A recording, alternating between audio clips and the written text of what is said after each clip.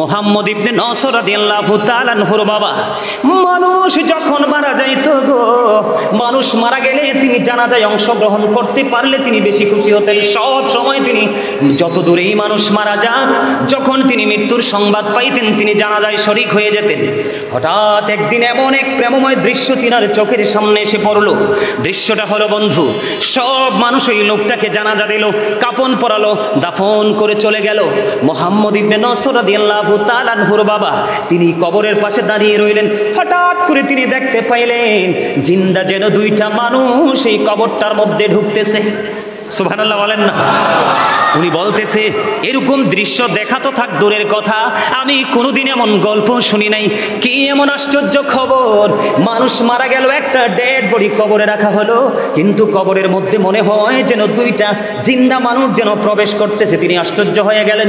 তিনি এখানে দাঁড়ায় রইলেন, অনেকক্ষণ দাঁড়ায় রইলেন। দাঁড়ায় থাকতে থাকতে হঠাৎ করে তিনি দেখতে পাইলেন একজন বের হয়ে চলে যাচ্ছে, ওনার সাথে তিনি কথা বলতে পারলেন না।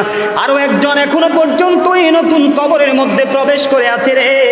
এবার ওই মুহাম্মদ ইবনে নসর রাদিয়াল্লাহু তাআলা আনহুর বাবা তিনি কি করলেন, ওই নতুন কবরের পাশে দাঁড়াইয়া 10 বার তিনি সূরা ইয়াসিন তেলাওয়াত করলেন, 10 বার তিনি সূরা মুলক তেলাওয়াত করলেন, করে আল্লাহর দরবারে দুখানা হাত তুলে দিলেন। ইয়া রাব্বাল আলামিন, মনিব আমার সামনে রহস্যকর একটা ঘটনা গো আল্লাহ, আমি সেই রহস্য উদ্ঘাটন করতে চাই, দেখতে চাই মনিব, এটা কেমন করে সম্ভব, কেনই বা দুইটা মানুষ আসলো। বন্ধুরে আমার, ওই ওনার দোয়া শেষ হইতে দেরি রে, সঙ্গে সঙ্গে কবরটা, নতুন কবরটা ফাইটা দুইটা টুকরা হতে দেরি হয় না। জোরে জোরে বলেন আল্লাহু আকবার। কবরটা ফাইটা বন্ধু দুইটা টুকরা হয়ে গেল। কবরটা ফেটে যখন দুইটা টুকরা হয়ে গেল, এবার তিনি দেখতে পাইলেন ওই যে আরেকজন তিনিও বের হয়ে চলে যাচ্ছেন। এবার ওনাকে ডাক দিলেন, হে আগন্তুক আপনি একটু দাঁড়ান, আপনার সঙ্গে কথা আছে।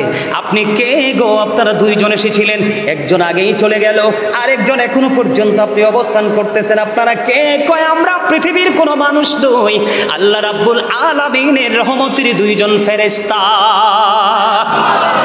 যন্ত্রণা যা আছে সব কিছু আল্লাহ ধীরে ধীরে মিটিয়ে দিবে যদি আপনি সকাল টু সন্ধ্যা ফরজ ওয়াজিবের ফাঁসে ফাঁসে আপনার সব সময় আপনার কলবে যদি নবীর প্রেমের দরুদ রাখতে পারেন।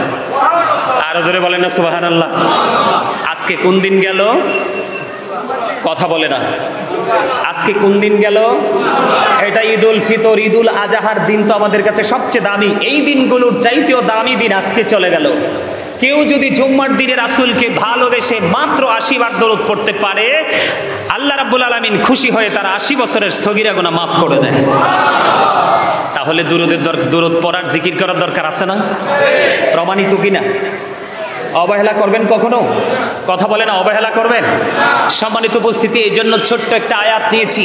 ইয়া আইয়ুহাল্লাযীনা আমানু কু আনফুসাকুম ওয়া আহলিকুম নারা। আল্লাহ বলেছেন, O believers, save yourself and your families from the fire. আল্লাহ ঈমানদারদেরকে ডেকে ডেকে বলে, তুমি জাহান্নাম থেকে বাঁচো এবং তোমার পরিবারকেও জাহান্নাম থেকে বাঁচাও। আপনাকে বাঁচতে হবে এবং বাঁচাতে হবে। এই বাঁচবেন এবং বাঁচাবেন, বাঁচাতে হলে আপনার আহালকে আপনি 3টা ট্রেনিং খুব শক্তভাবে দিতে হবে। কয়টা ট্রেনিং? কথা বলে না। আমি একটু আগে বললাম, এই জবান তো কাজে লাগাইতে হবে, না হয়তো আল্লাহর দরবারে যে কি করতে পারবেন না। কি দাদা ভাই বলেন না কেন? জব দেওয়া যাবে? প্রত্যেকটা জায়গার হক আছে, হক এখান থেকে আদায় করে নিতে হবে। আমি একটু পরে আসছি কবরে যাচ্ছি। কবরে গেলেই বুঝতে পারবেন ফিউচারটা যে কতটা মধুর জায়গা, ফিউচারটা যে কত ভয়ঙ্কর, কবরের জীবন থেকে বাকি জীবনটা যে কত মারাত্মক। আমি সেই জগতে একটু পরে আসছি। আমি একটুখানি আপনাদেরকে বুঝাই, আমিও বাঁচবো এবং আমার পরিবারকেও বাঁচাবো। বলেছে কে? আল্লাহ। কে বলেছে?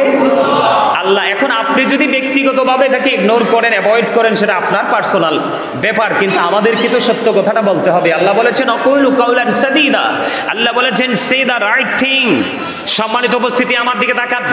এই যে আপনি বাঁচবেন, আমি বাঁচবো, আমি আপনার পরিবারকে বাঁচাবো, এটার জন্য সুন্দর একটা সমাধান দিয়েছেন আপনার আমার প্রাণের রাসূল। রাসূল বলেছেন আদিবু আওলাদাকুম আলা সালাতি হিসালিন হুব্বি নবীকুম ওয়া হুব্বি আহলি বাইতিহি ওয়া আলা কিরাতিল কুরআন। রাসূল বলেছেন তোমরা তোমাদের তোমাদের সন্তানদেরকে তিনটি বিষয় শিক্ষা দাও। কয়টি? তিনটি বিষয় শিক্ষা দাও। প্রথম হলো নবীর প্রেম, হুব্বি নাবিকুম, নবীর ভালোবাসা শিখাও। কারণ নবীর প্রেম, নবীর ভালোবাসা, নবীকে উচ্চ মর্যাদা দেওয়া, এটা একজন মুসলমান হিসাবে আমাদের জন্য ফরজ। আর নবীকে কষ্ট দেওয়া আমাদের জন্য কুফরি। নবীকে কষ্ট দিলে, নবীর ইজ্জতের চাদর ধরে টান দিলে আমাদের আর ঈমান থাকে না। দুই নাম্বার হলো হুব্বি আহলে বাইতিহি, নবীর পরিবারের ভালোবাসা শিখাও। কার ভালোবাসা? নবীর পরিবার। কারণ নবীর আহলে বাইতকেও ভালোবাসতে হবে, এই ভালোবাসাটাও আমাদের জন্য ফরজ, এটাও কি আমাদের জন্য। তারপরে বলেছেন ওয়ালা কিরাতিল কোরআন, তারপরে রাসূল বলেছেন কোরআন তেলাওয়াত শিখাও। জোরে জোরে বলেন না সুবহানাল্লাহ। Teach the love of the prophet, teach family love, learn to recite the holy Quran. জোরে জোরে বলেন আল্লাহু আকবার। এখন আপনি আপনার বিবেককে প্রশ্ন করেন, আপনি কি আপনার সন্তানকে সেই টিচিংগুলো দিয়েছেন, শিক্ষাগুলো দিয়েছেন? তো এখন আপনি যে কবরে যাবেন, নেক্সট যে জেনারেশন আপনার জন্য কি পাঠাবে? কারণ নবীর প্রেমের মধ্যে, নবীর আহলে বাইতের প্রেমের মধ্যে কিন্তু সব কিছু আছে। কি আছে? এই এই আপনারা যে কেউ একটা দায়িত্ব নিয়ে দুইটা জালিবেত নিয়ে ওইখানে যান, জালিবেত নেন, জালিবেত জালিবেত।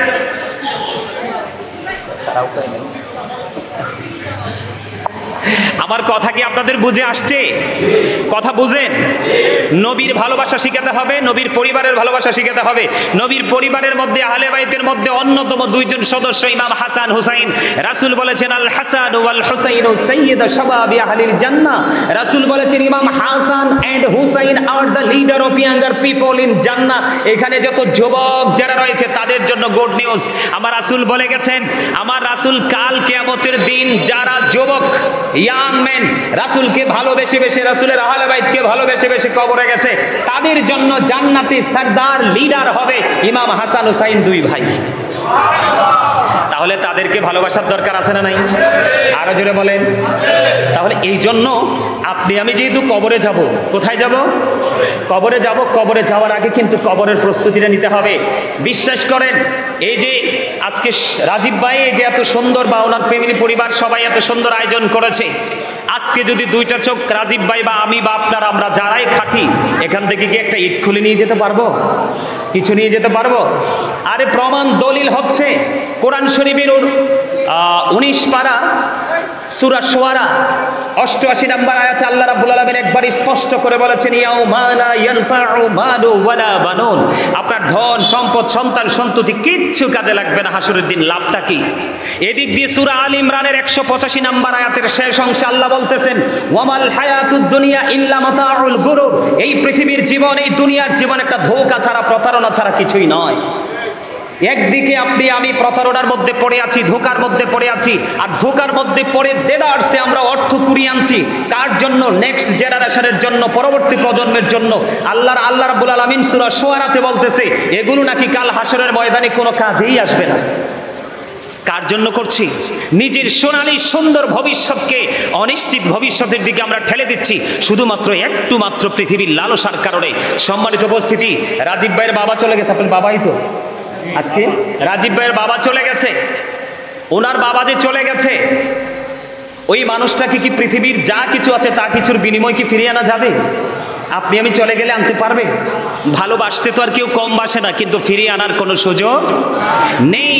ঠিক বাস্তবতা হলো আপনাকে আমাকেও কি করতে হবে? চলে যেতে হবে। রাসূল বলেছেন, আল কবরু রওজাতুম মির রিয়াদিল জান্নাতি আও হুফরাতুম মিন হুফারিন নার।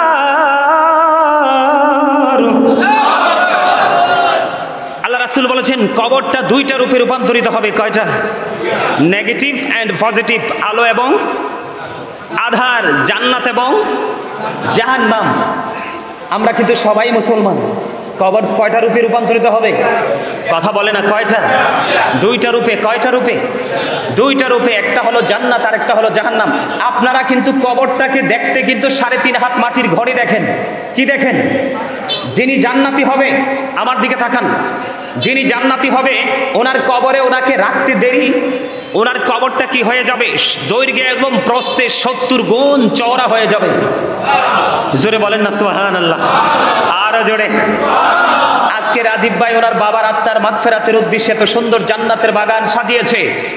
বাবা মার সাথে সত্যিকারের সৎ ব্যবহার হলো, পিতামাতা চলে যাওয়ার পরে বা আপন স্বজন চলে যাওয়ার পরে তাদের জন্য দোয়া করা, তাদের জন্য দান সাদকা করা, তাদের জন্য আলেম ওলামাদের সাথে সম্পর্ক রেখে তাদের সাথে জেনে বুঝে, বাবা যেই ছেলের সাথে যেই লোকটার সাথে বেশি মধুর সম্পর্ক ছিল বাবার ওই বন্ধুর সাথে বেশি সুসম্পর্ক রাখা। কি বলেন দাদা ভাই? হ্যাঁ, সম্মানিত উপস্থিতি, কেন বললাম জানেন? একটা নেক সন্তান পৃথিবীর সকল কিছুর চাইতে উত্তম দামি সম্পদ। আরো যারা বলেন না সুবহানাল্লাহ। পৃথিবীতে সম্পদ সব পিতা মাতাই দিয়ে যেতে পারে, কিন্তু সবচেয়ে উত্তম সম্পদ নেক সন্তান রেখে যেতে সব বাবা মা পারে না। এটা হলো সবচেয়ে বড় চ্যালেঞ্জের জায়গা।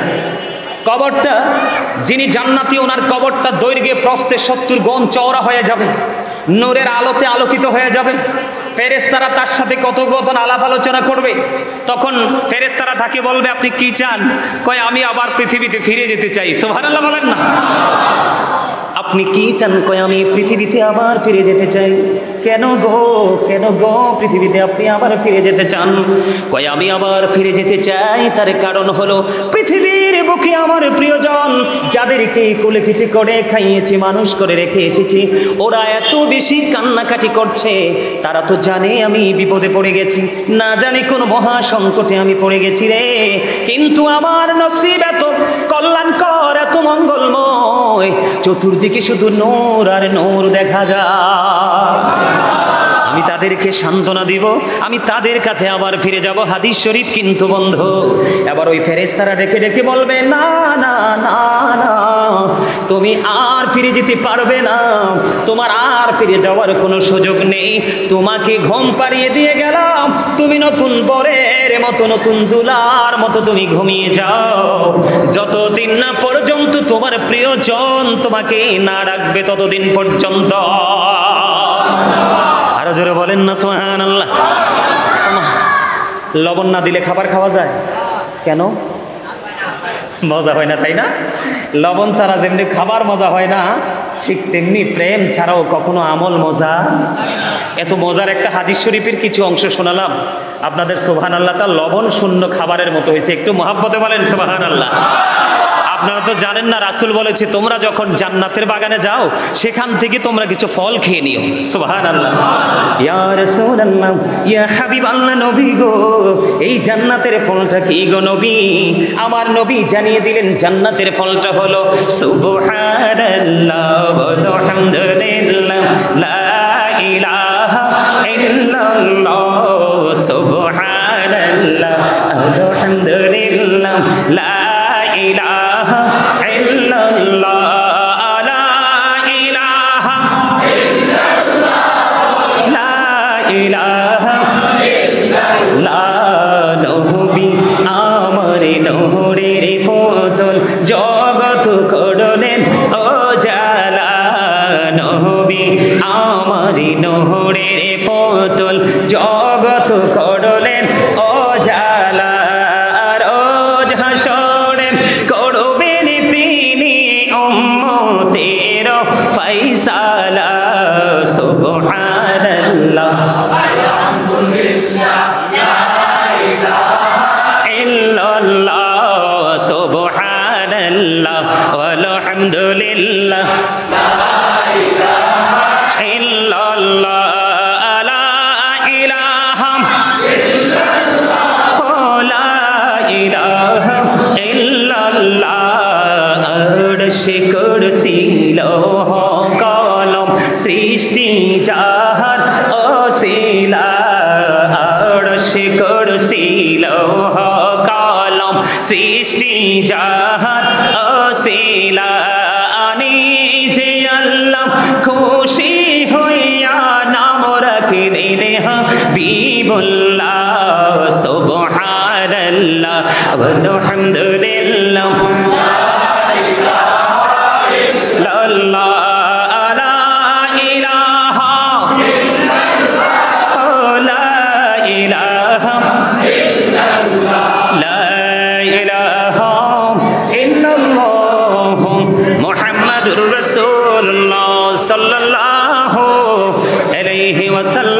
জোরে জোরে বলেন আলহামদুলিল্লাহ। আর জোরে কন্যা এও কোন দিকে আপনাদেরকে বুঝাইতাম। তবে আগের চাইতে আপনাদের মানসিকতাটা অনেকটা চমৎকার হয়েছে, এবারের জিকিরটা অত্যন্ত চমৎকার লাগছে। আপনাদেরকে বলি, আমরা মানুষের মধ্যে বৈষম্য সৃষ্টি করি। কি করি? বৈষম্য সৃষ্টি করি। কেউ লম্বা, কেউ খাটো, কেউ সুন্দর, কেউ কালো, কেউ ধনী, কেউ গরিব, এরকম আমাদের মধ্যে একটা সামাজিক বৈষম্য আছে না? আমরা যখন যে কোনো পরিবেশ যখন আমরা তৈরি করি তখন কিন্তু আমরা বৈষম্যটা তৈরি করি, কিন্তু আমাদের মধ্যে কোনো ধরনের বৈষম্যই নেই। আল্লাহ রাব্বুল আলামিন বলেছেন আমাদের সবাইকেই সুন্দর করে তিনি সৃষ্টি করেছেন। আরো জোরে কোন না, ফি আই সূরাতিন মা শাআ রাক্কাবাক। আরো জোরে, আল্লাহ ক্রিয়েটেড দ্য মাইন্ড। কি বিউটিফুল স্পেসেস, কি চমৎকার। আল্লাহ রাব্বুল আলামিন বলতেছে আমাদেরকে আল্লাহ সুন্দর করে মন মতো করে আমাদেরকে গঠন করেছেন। জোরে জোরে কোন সুবহানাল্লাহ। এখন আমরা কি মন মতো পথে হাঁটি? এই মহাসাগরে যখন মানুষ পড়ে যায়, মহাসাগরে পড়ার পরে মানুষ কি করে? সাহায্যের জন্য হাউমাউ করে কাঁদে না? একটা খড়ও যদি দেখতে পায় সেটাকে ধরে বাঁচতে চায়। ঠিক কবরবাসীদের অবস্থাটা ঠিক তেমন। কবরবাসীদের অবস্থাটা কি আপনারা জানেন না? আব্দুল্লাহ ইবনে আব্বাস রাদিয়াল্লাহু তাআলা আনহু থেকে হাদিস বর্ণিত, হাদিস কানে এসেছে বাইহাকি শরীফের মধ্যে। কবরবাসীরা শুধু তার আপন স্বজন প্রিয়জনদের হাদিয়ার অপেক্ষায় তারা কবর অধীর আগ্রহে থাকে। জোরে বলেন না সুবহানাল্লাহ। আজকে আমাদের দেশে অনেক দাড়িওয়ালা টুপিওয়ালা একবারে হয়েছে, কয় আপন জনের জন্য, আপন স্বজনদের জন্য নাকি খাওয়ানো যাবে না, দোয়া করানো যাবে না, মিলাদ পড়ানো যাবে না। আপনারা কি যাবেন আর পক্ষে না যাবের পক্ষে? আরে জোরে আজকে কি একবারে হৃদয় থেকে বলবেন, আজকে আপনারা সবাই রাজীব ভাইয়ের বাবার মৃত্যুবার্ষিকী উপলক্ষে এসেছেন আজকের এই নুরানি জলসায়, আপনাদের কি সত্যি আপনার আপন স্বজনের মৃত্যুর কথাকে একবারও মনে হয় নাই? এই জন্য আমার রাসূল বলেছেন আমি তোমাদেরকে শুরু থেকে নিষেধ করেছিলাম কবর জিয়ারত করার জন্য। পরে রাসূল আবার বলেছেন তোমরা কবর জিয়ারত করো, কারণ কবর যখন জিয়ারত করবে, কবরবাসীকে যখন স্মরণ করবে, তোমাদের অন্তরটা নরম হয়ে যাবে, তোমাদের ওই জায়গায় যাওয়ার কথাটা মনে হবে। এটাকে আমাদের হেদায়েতের জন্য, তাকওয়ার জন্য কি একটা গুরুত্বপূর্ণ ভূমিকা রাখে না? অবশ্যই রাখে। রাখে কি রাখে না? এই জন্য বলছি একটু মন দিবেন, সময় তো বেশি নাই, আমি শেষ করে দিব। আপনারা কি কেউ বিরক্ত হচ্ছেন? বন্ধুরে আমার, হাদিস শরীফের কিছু অংশ আমি আপনাদেরকে শুনিয়েছি। যিনি আল্লাহ বলা, যার অন্তরে নবীর প্রেম ছিল, আহলে বাইতের প্রেম ছিল, কোরআনের প্রেম ছিল, আইনের ভান্ডারি কোরআন অবজারভেশন করে যিনি বাস্তব জীবনকে বাস্তবায়ন করে করে তিনি ফিউচার পর্যন্ত পৌঁছে গেছেন, ওনার ফিউচার হয়ে গেছে অত্যন্ত ব্রাইটনেস, আলোকিত। জোরে জোরে বলেন না সুবহানাল্লাহ। আপনি আমি জীবনে কার কোনো মানুষের কবর কি দেখতে পাইছি দৈর্ঘ্যে প্রস্থে 70 গুণ চওড়া? কথা কয় না। দৈর্ঘ্যে প্রস্থে 70 গুণ চওড়া আমরা কখনোই দেখিনি, কিন্তু আসলে এই কবরটা তার জন্য জান্নাতের বাগান। কিন্তু বন্ধু, যিনি মুনাফিক, যিনি আল্লাহ রাসূলের বিধানের অমান্য করেছে, নিজের গায়ের জোর খাটিয়ে খাটিয়ে চলেছে, আলেম ওলামাদের কথা শুনেনি, খতিব সাহেবদের কথা শুনেনি, আলেমদের কথা শুনে নিজের বাস্তব জীবনটাকে তিনি ডেভেলপ করতে পারেনি, ওই ব্যক্তি যখন বন্ধু কবরে যাবে, কবরে যাওয়ার সঙ্গে সঙ্গে আল্লাহ রাব্বুল আলামিন তার জন্য এমন একটা ব্যবস্থা করে রাখবে, তাকে প্রশ্ন করা হবে, সেই কোনো উত্তর দিতে পারবে না। এর মধ্যে সবচেয়ে বড় ভয়ঙ্কর হলো রাসূল সম্পর্কে যখন প্রশ্ন করবে রে, সে সঠিক কোনো উত্তর দিতে পারবে না। সে বলবে মানুষ যা বলতো আমিও তা বলতাম, মানুষ যেইভাবে রাসূলকে চিনেছে, নবীকে চিনেছে, আমিও সেইভাবে চিনতাম। আল্লাহ রাব্বুল আলামিন সঙ্গে সঙ্গে মাটিকে একটা ডাক দিয়ে বলবে, মাটি রে তুই তাকে এমন ভাবে চাপ দে, মাটি এমন ভাবে তাকে চাপ দিবে। হাদিস শরীফের মধ্যে এসেছে বন্ধু, তার একটা হাড়ের ভিতর আর একটা হাড় ঢুকে যাবে মাটির চাপে। দুঃখজনক হলেও সত্য রে। কেমন করে বন্ধু তোমাদের হৃদয় পর্যন্ত আমার প্রাণের নবীর পবিত্র জবান মোবারকের কথাগুলো আমি ঢুকিয়ে দিতে পারবো আমি জানি না। আল্লাহ রাসূল বলে দিয়েছেন, আমি আগে কোরআনটা শেষ করি, তারপরে আমি আবার হাদিসে যাব। এইখানে আমি একটু কোরআন যুক্ত করতে চাই বন্ধু। হাদিস শরীফের মধ্যে এসেছে মাটি তাকে চাপ দিবে, একটা হাড়ের মধ্যে আরেকটা হাড় ঢুকে যাবে। কিন্তু বন্ধু আল্লাহ বলেছে লা ইয়ামুতু, আর মরতে পারবে না। আল্লাহু আকবার বলে না কেন? আরে আরো জোরে বলেন না আল্লাহু আকবার। লা ইয়ামুতু, people will not die that day. সেদিন মানুষ আর মরতে পারবে না। আল্লাহ বলেছেন ফিহা ওয়ালা ইয়াহইয়া, people will not be able to live that day, সেদিন মানুষ বাঁচতেও পারবে না। আল্লাহ আরো বলেছেন ওমা হুমান হাবিয়া গায়িবিন, people will not be able to escape that day, সেদিন মানুষ সেখান থেকে পালাইতেও পারবে না। দেখছেন নি কবর, আমি যে বলেছি না যে কবরে একটু পরে নিয়ে আসতেছি, বাঁচারও কি নাই, সুযোগ নাই, মরারও পালাবারও। কি করবেন তখন? বন্ধুকে টেলিফোন করবেন, নেটওয়ার্কও তো নাই, কি নাই, কথা বলে না, ওখানে নেটওয়ার্ক নাই, একেবারে চিরতরে ছিন্ন করে দিবে আল্লাহ রাব্বুল আলামিন। বিজ্ঞান সব জায়গা পর্যন্ত প্রবেশ করতে পেরেছে, কিন্তু 3.5 হাত মাটির ঘরে আজও ঢুকতে পারেনি। এই জীবনে ঢোকার সুযোগও, আরো জোরে বলেন না কেন? এখন আপনারা কি ভালো কাজ করে আজকের পর থেকে নতুন কোনো গন্তব্যের দিকে হাঁটতে শিখবেন তো? কথা বলে না। আবার একটা হযরতে আবু হুরায়রা রাদিয়াল্লাহু তাআলা আনহু থেকে একটা হাদিস বর্ণিত। আমার নবী কয়েকজন সাহাবীকে নিয়ে হাঁটতে হাঁটতে যাচ্ছেন। যাওয়ার সময় হঠাৎ করে তিনি একটা গোরস্থান দেখে গোরস্থানের পাশে বন্ধু তিনি দাঁড়িয়ে গেলেন। ইয়া রাসূলুল্লাহ, ইয়া হাবিবাল্লাহ, নবী গো, ও প্রাণীর নবী, কেন গো দাঁড়িয়ে গেলেন? নবীজি দাঁড়িয়ে গেলেন, খেজুরের ডাল বন্ধ ভাঙলেন। এই কবরের পাশ থেকে খেজুরের ডাল ভাঙলেন, খেজুরের ডাল ভেঙে তিনি 2টা টুকরো করে 2টা কবরের মধ্যে তিনি গেড়ে দিলেন। ইয়া রাসূলুল্লাহ, তার মানে কি? ইয়া হাবিবাল্লাহ, তার মানে কি? আমার নবী বলেছেন এই 2টা কবরের মধ্যে আযাব চলতেছে, আমি নবী দেখতে পেয়েছি। যতক্ষণ পর্যন্ত খেজুরের ডালাগুলো সবুজ থাকবে রে, ততক্ষণ পর্যন্ত খেজুরের ডালাগুলো জিকির করতে থাকবে, আর এই জিকিরের বদৌলতে কবরবাসীর কবর আযাব মালিক বন্ধ করে দিবে। Zika is the heart medicine.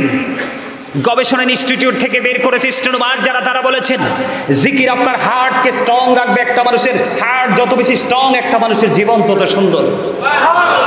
জিকিরের ফজিলত, জিকিরের মর্যাদা এত বেশি। আপনি ইমানকে টেকসই করে যখন আমল করতে করতে নতুন গন্তব্যের দিকে হাঁটতে থাকবেন, যতই যাবেন সামনে পৃথিবীর সবাই দেখে অন্ধকার, কিন্তু আপনার দৃষ্টি যাবে শুধু আলোর দিকে। কোথায়? কথা বলে না কেন? আরে আরো জোরে বলেন না। আমি আপনাদেরকে আজকে যেহেতু কবরবাসীর উদ্দেশ্যে, রাজীব ভাই বাবার উদ্দেশ্যে আজকের এই জান্নাতের বাগান বন্ধু আরেকটা মজার, একটা আকর্ষণীয় একটা হাদিস আমি আপনাদেরকে শোনাই। মুহাম্মদ ইবনে নসর রাদিয়াল্লাহু তাআলা আনহুর বাবা, মানুষ যখন মারা যাইতো গো, মানুষ মারা গেলে তিনি জানাজায় অংশগ্রহণ করতে পারলে তিনি বেশি খুশি হতেন। সব সময় তিনি যত দূরেই মানুষ মারা যান, যখন তিনি মৃত্যুর সংবাদ পাইতেন তিনি জানাজায় শরীক হয়ে যেতেন। হঠাৎ একদিন এমন এক প্রেমময় দৃশ্য তিনার চোখের সামনে এসে পড়লো। দৃশ্যটা হলো বন্ধু, সব মানুষ ওই লোকটাকে জানাজা দিল, কাফন পরালো, দাফন করে চলে গেল। মুহাম্মদ ইবনে নসর রাদিয়াল্লাহু তাআলা আনহুর বাবা তিনি কবরের পাশে দাঁড়িয়ে রইলেন। হঠাৎ করে তিনি দেখতে পাইলেন জিন্দা যেন 2টা মানুষ এই কবরটার মধ্যে ঢুকতেছে। সুবহানাল্লাহ বলেন না। উনি বলতেছে এরকম দৃশ্য দেখা তো থাক দূরের কথা, আমি কোনোদিন এমন গল্প শুনি নাই। কি এমন আশ্চর্য খবর, মানুষ মারা গেল, একটা ডেড বডি কবরে রাখা হলো, কিন্তু কবরের মধ্যে মনে হয় যেন 2টা জিন্দা মানুষ যেন প্রবেশ করতেছে। তিনি আশ্চর্য হয়ে গেলেন।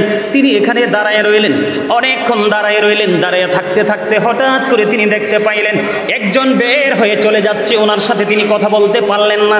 আরো একজন এখনো পর্যন্ত এই নতুন কবরের মধ্যে প্রবেশ করে আছে রে। এবার ওই মুহাম্মদ ইবনে নসর রাদিয়াল্লাহু তাআলা আনহুর বাবা তিনি কি করলেন, ওই নতুন কবরের পাশে দাঁড়াইয়া 10 বার তিনি সূরা ইয়াসিন তেলাওয়াত করলেন, 10 বার তিনি সূরা মুল তেলাওয়াত করলেন, করে আল্লাহর দরবারে দুখানা হাত তুলে দিলেন।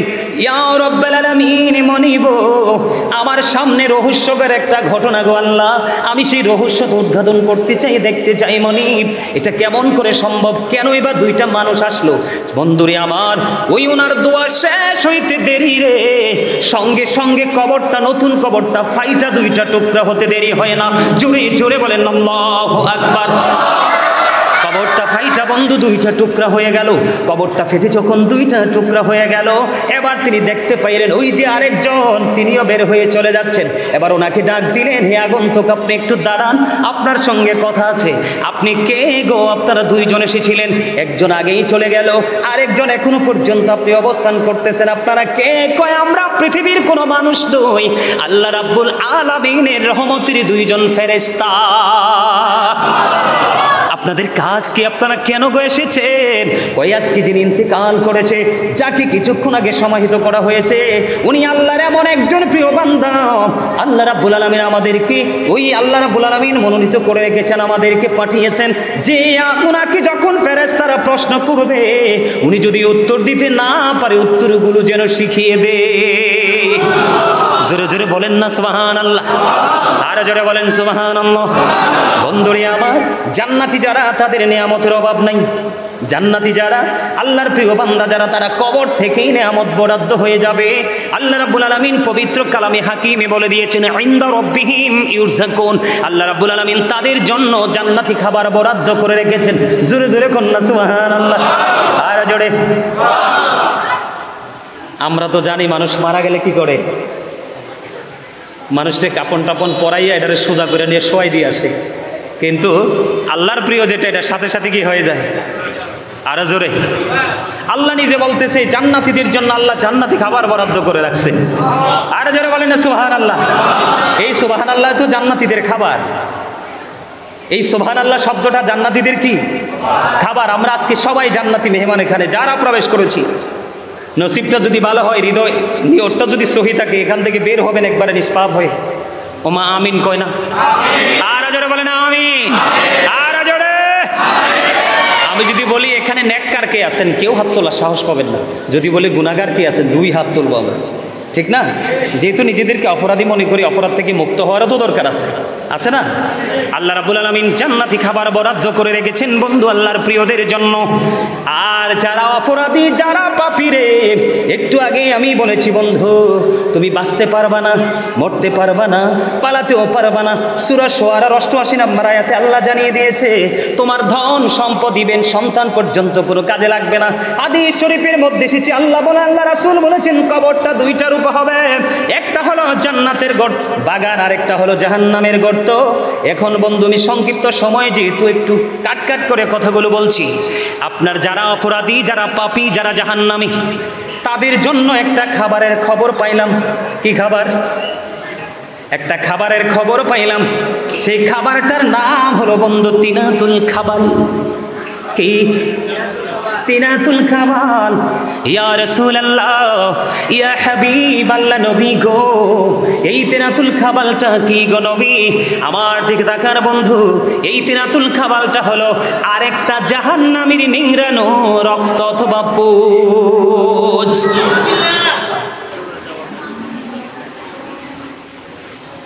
শেষ করে দিন, শেষ করে দিন, টেনশনের দরকার নেই। হ্যাঁ হ্যাঁ, আলোচনা করব। আমি তো আমাদের টেনশন করতেছি। আজকে একটু পিছাই দেন, এটা আমারও দাবি, কারণ প্রতিদিন তো চাইলেও আসতে পারবেন। আপনি কি বলেন? আপনার অনুমতি ক্রমে, নাইলে তো হবে না। একটা কাজ করতে পারি, ল্যাপটপ পরে পরে নামাজটা জামাত শেষ করে চলে আসে, যেহেতু খাবার ব্যবস্থা আছে, সবাই চলে আসে। একবারই করলে বেটার। হ্যাঁ, দরকার হয় 10-15 মিনিট, 10-15 মিনিট একটু বাড়াইয়া। আচ্ছা না পিছাইলে, আচ্ছা না পিছাইলে জাস্ট আমি শেষ করে দিব, অসুবিধা নেই। সম্মানিত উপস্থিতি, আপনারা আমার কথা শুনেন, শেষ করে দিব যথাসময়, কারণ নামাজ সবচেয়ে গুরুত্বপূর্ণ বিষয়। আপনারা একটু কেয়ারফুলভাবে বিষয়টা নেন, আপনারা এটা হালকা পাতলাভাবে নিন না। আমি আপনাদের পায়ে ধরে বলছি, অত্যন্ত ভয়ঙ্কর। আমাদের এখনকার সময়টাই ভয়ঙ্কর। আপনারা বলেন, আমার বাবাজি যারা আছেন, মুরব্বীরা, আপনাদের জীবনের ইতিহাসে এই বৈশাখ মাসে এমন অনাবৃষ্টি দেখছেন কখনো? কথা বলেন, দেখছেন? এত রৌদ্রের তাপ, প্রখরতা দেখেছেন? এটা আমাদের কর্ম। কেন জানেন? সূরা ইউনূসের 44 নম্বর আয়াতে আল্লাহ রাব্বুল আলামিন বলেছেন, ইন্নাল্লাহা লা ইয়াযলিমুন নাসা শাইয়্যা ওয়ালাকিন্নান নাসা আনফুসাহুম ইয়াযলিমুন। আল্লাহ বলেছেন, আল্লাহ আল্লাহর বান্দার উপর জুলুম করে না, অত্যাচার করে না, বান্দা নিজেই নিজের উপর জুলুম করে। জোরে জোরে বলেন না নাউজুবিল্লাহ। এই বক্তব্যকে খণ্ডন করার দুঃসাহস আমাদের আছে? আল্লাহ বলেছেন, আল্লাহ আল্লাহর বান্দার উপর অত্যাচার করে না, বান্দা নিজেই নিজের উপর অত্যাচার করে। অত্যাচারী যারা, আল্লাহ বলেছেন, আল্লাহু লা ইউহিব্বুজ জালিমিন। আল্লাহ বলেছেন, যারা অত্যাচারী আল্লাহ তাদেরকে ভালোবাসেন না। আল্লাহ রাব্বুল আলামিন আরো বলেছেন, ওমা লিজ জালিমিনা মিন আনসার। যারা জালেম, যারা অত্যাচারী, আল্লাহ বলেছেন তাদের যত বড় বিপদে আসুক না কেন, আল্লাহ তাদের জন্য কোনো সাহায্যকারীও রাখবে। যেমন নমুনা হলো বন্ধু, ওপারে যাওয়ার পরে ফাইনাল খেলাটা হবে, একেবারেই বন্ধু ফাইনালটা হবে ওপারে যাওয়ার পরে আপনি বাঁচতেও পারবেন না, আপনি মরতেও পারবেন না, পালাতে পারবেন না। পানির তৃষ্ণা যখন লাগবে আপনার কলিজাটা খা খা শুরু করবে। আল্লাহর হাবিব জানিয়ে দিয়েছে, বান্দারে ও আমার উম্মতেরা, তোমরা কতটা হতভাগা, তোমরা কতটা কপাল পোড়া। কত ওয়াজ শুনেছো জীবনে, কখনোই কর্ণপাত করনি। ওয়াজ শুনেছো, মাহফিলে বাড়ি গিয়ে ঝেড়ে ফেলে দিয়েছো। একটু যদি মাথায় রাখতে পারতা, জীবনটা এমনভাবে বিপন্ন হতো না। আল্লাহর হাবিব বলেছেন, এত উত্তপ্ত গরম পানি তার মাথা দিয়ে ঢেলে দেওয়া হবে। কি দিয়ে? মাথা দিয়ে ঢেলে দেওয়া হবে। ও বন্ধু, এই পানি মাথা দিয়ে ঢালার পরে ভিতরে যাবে 2 রানের মধ্যখানে দিয়ে বন্ধু একেবারে লিকুইড হয়ে, জুস খাইছেন না, ম্যাঙ্গো জুস, এইরকম জুস হয়ে একেবারে লিকুইড হয়ে 2 রানের মধ্যখান দিয়ে বের হয়ে যাবে। আহারে কষ্ট, বাঁচতেও পারবা না, মরতেও পারবা না, পালাতেও পারবা না। বন্ধু, আরেকটা দুঃখজনক খবর না বললেই নয়, তাদেরও খাবারের চাহিদা হবে। কি হবে? জাহান্নামীদেরও খাবারের চাহিদা হবে।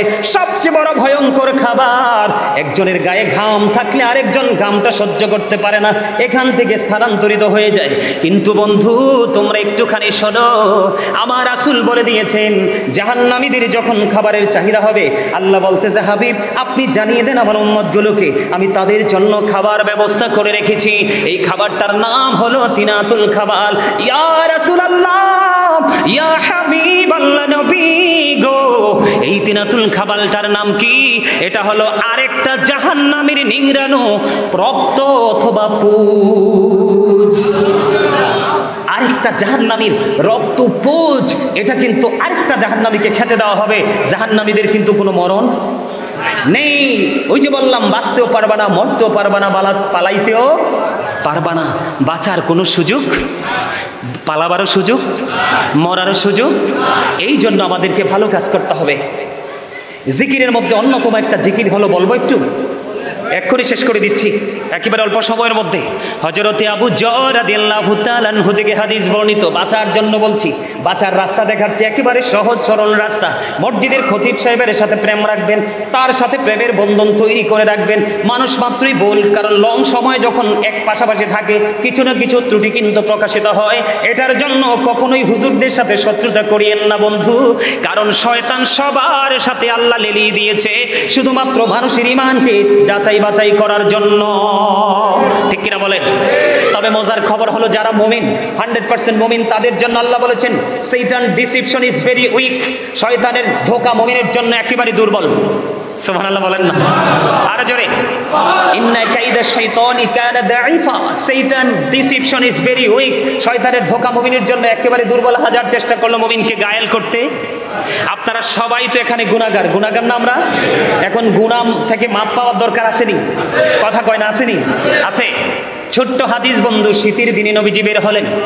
বের হওয়ার পরে চাইয়া দেখলেন, শীতের দিনে কিন্তু গাছের পাতাগুলো ঝরে যায়, যায় কিনা? সব পাতা ঝরে যায়, কিছু কিছু গাছের পাতা ছাড়া। নবীজি দেখলেন গাছের পাতা ঝরতেছে। হাদিস শরীফের মধ্যে এসেছে, আমার নবী গাছের ঢাল ধরলেন। যেই গাছের পাতা অটো জোরে ধরলে আরো বেশি জোরে না? এবার আবু যরকে ডাক দিলেন। আবু যর উত্তর দিলেন, লাব্বাইকা ইয়া রাসূলুল্লাহ, আমি হাজির। এবার বন্ধু, আমার নবীজি দেখে দেখে বললেন, রে আবু যর, চাইয়া দেখো শীতের কারণে শুষ্ক হয়ে গাছের পাতাগুলো কেমনি জোরে জোরে পড়ে যায় রে। আমার উম্মতগুলো আল্লাহর কুদরতি কদমের মধ্যে, আল্লাহর বান্দাগুলো আল্লাহর কুদরতি কদমের মধ্যে যখন নামাজের মাধ্যমে পবিত্র সুন্দরী কপালটা যখন লাগিয়ে দিবে, সে যখন নামাজ পড়বে, নামাজ পড়তে দেরি রে, ওই শীতের দিনের গাছের পাতার মতো তার জীবনের গুনাহগুলি ঝরতে দেরি করবে না। আমি আজকে রাজীব ভাইকে আন্তরিকভাবে এবং তার পরিবার এবং তার সাথে সহযোদ্ধা যারা আছে সবাইকে আন্তরিকভাবে মোবারকবাদ জানাচ্ছি এবং আপনাদেরকেও জানাচ্ছি এত সুন্দর একটা আয়োজন করার জন্য, এবং আপনাদের উপস্থিতিটা ছিল অত্যন্ত চমৎকার। আপনাদের সবাইকে আন্তরিকভাবে মোবারকবাদ জানাচ্ছি। সম্মানিত উপস্থিতি, আপনারা আমার সকলের আপন স্বজনই কবরে আছে, যদি অন্য কোনো সপ্তাহে অন্য কোনো দিন না পারেন, প্রত্যেকটা শুক্রবারে হলো বাবার কবর জিয়ারত করতে যাবেন, মায়ের কবর জিয়ারত করতে যাবেন। রাসূল বলেছে যদি সন্তানটা বাবা মার অবাধ্য হয় তারপরেও যদি প্রত্যেক জুমায় সে ধারাবাহিকভাবে বাবা মার কবর জিয়ারত করে, আল্লাহ রাব্বুল আলামিন তাকে পিতামাতার বাধ্য সন্তান হিসাবে কবুল করে নেয়। আরো জোরে রাসূল বলেছেন হতভাগা সে রাসূল গো, কে সেই হতভাগা? পিতামাতা দুজনকে পেল অথবা একজনকে পেল, তাদের সেবা করে সে জান্নাতি হতে পারলো না, তার মতো হতভাগা আর কেউ হতে পারে না।